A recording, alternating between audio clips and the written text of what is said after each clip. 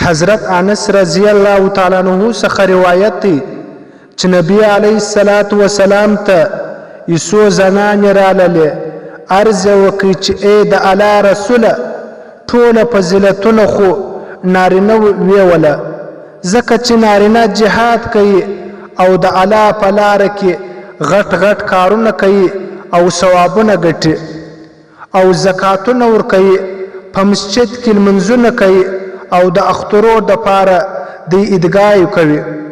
داسې عمل موږ ته راوښیي چې موږ هم د مجاهد برابر اجر او ثواب موږ ته میلاو سي.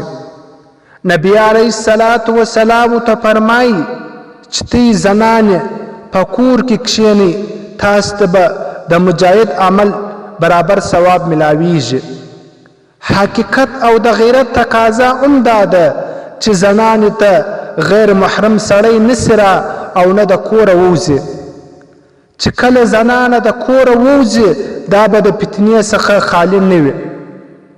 حضرت اسامه بن زید رضی الله تعالی عنہ وایي چې نبی علیه الصلاة والسلام ارشاد وفرمایي چې زما څخه بعد در ټولو فتنو څخه زیات نقصانده فتنه د نارینهو دپاره هغه د زنانو فتنه ده.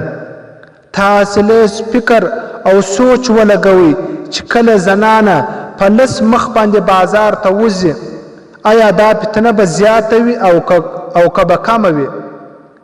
عزتمندو، نن سبا به چې کوم بازار باندې پر دکانو باندې پایبندي ده، لیکن زنانې بازار ته ځي او په دکاندار سره په بند دکان کې دوی سوداوي کوي.